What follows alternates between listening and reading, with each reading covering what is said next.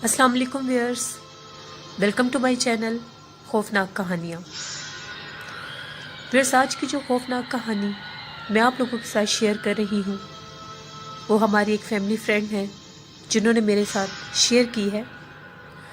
वो बताती हैं कि उन लोगों ने एक घर रेंट पर लिया जो कि एक बंद गली में था और उनका घर उस बंद गली का सेकंड लास्ट घर था। उनके घर की जो बैक साइड थी, जो बैक वाली दीवार थी, उसके पीछे एक कब्रिस्तान था और उनका घर इस तरह से था कि बहुत बड़ा सहन था और जो कब्रिस्तान के साथ वाली दीवार थी उस पर काफ़ी दरख्त थे। उन दरख्तों का साया इनके घर में भी आता था। सहन के सामने एक बरामदा था और उसमें 2 कमरे थे और सहन के कॉर्नर पर एक ड्राइंग रूम था। बरामदे में ही बहुत बड़ा किचन था और सीढ़ियाँ भी एक साइड से बरामदे में से ऊपर जा रही थी जो छत की तरफ जाती थी।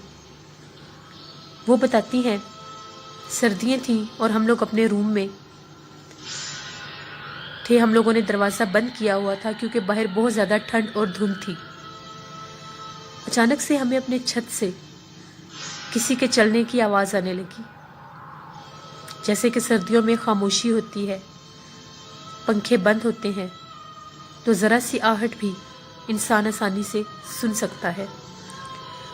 वो बताती हैं जब कदमों की आवाज़ बढ़ने लगी तो हम थोड़ा घबरा गए। हमें ये लगा कि हो सकता है कोई चोर हो, मगर कदमों की वो आवाज़ इस तरह से थी जैसे छत की एक साइड पर कोई भागता है फिर दूसरी साइड पर जाता है और साथ कोई चीज़ उछाल कर फेंक रहा है। अभी हम लोग ये सुन ही रहे थे तो हमारी सीढ़ियों में से एक एक स्टेप के ऊपर जैसे कोई गेंद को उछाल कर नीचे की तरफ फेंक रहा है और वो बॉल उछलती उछलती हर स्टेप से नीचे की तरफ आ रही थी और हमारे सहन में आ गई। हम लोगों की इतनी हिम्मत नहीं हो रही थी कि हम उठ के देख लें कि ये क्या चीज़ है। दिल में कहीं खौफ भी था कि घर की बैक साइड पर कब्रिस्तान है और इस रात ये आवाज़ें। हम लोग चुपचाप वो आवाज़ें सुनते रहे। अब वो हमारे सहन तक आवाज़ आ गई, सीढ़ियों से होती, बरामदे से होती, जैसे कोई सहन में बॉल के साथ खेल रहा है। कभी उसको दीवार पर मारता है, कभी उसको ज़मीन पर मारता है। आधी रात तक ये सिलसिला रहा। फजर की अज़ानें हुई तो वो आवाज़ आना बंद हो गई। हम लोगों ने अल्लाह का शुक्र किया। जैसे ही सुबह हुई हम लोगों ने जाकर देखा हमारे सहन में एक बॉल पड़ा था। हम लोग बहुत हैरान हुए कि ये बॉल जिसकी हम रात को आवाज़ सुन रहे थे वो अभी भी यहाँ पर है। हम लोगों ने वो बॉल उठाकर दोबारा छत पर फेंक दिया। बच्चे स्कूल पढ़ने चले गए, उनके हस्बैंड अपनी जॉब पर चले गए। उनके अलावा घर में कोई भी नहीं था।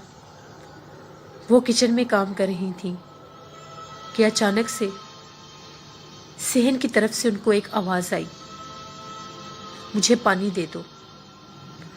उन्होंने किचन से बाहर देखा कि ये किसकी आवाज़ है।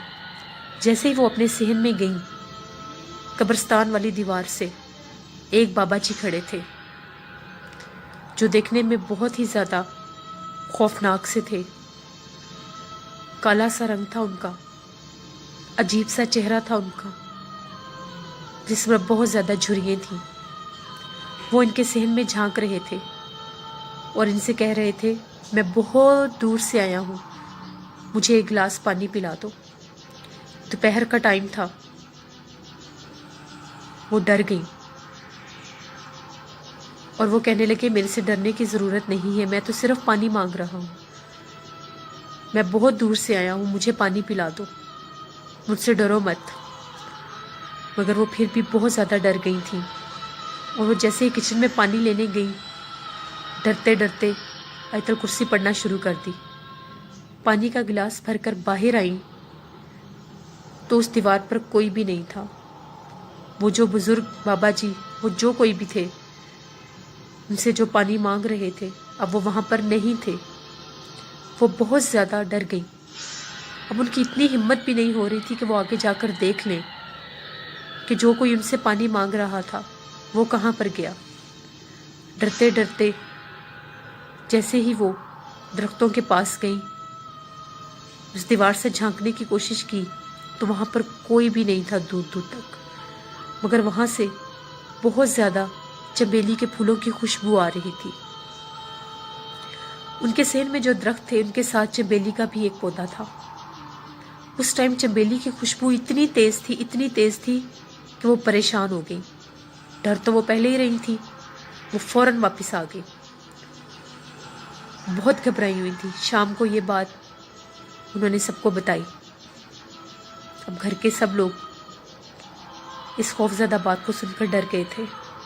وہ بتاتی ہیں سردیوں کی راتیں اکثر کسی نہ کسی آہٹ میں ہی گزرتی تھیں، جیسے کوئی باہر چل رہا ہے، جیسے کوئی درختوں کو چھیڑ رہا ہے، ان کے پتوں کی سرسراہٹ، کبھی کسی کے چھت پر چلنے کی آہٹ، کبھی کسی کے صحن میں چلنے کی آہٹ، اکثر ہم لوگ سنتے تھے۔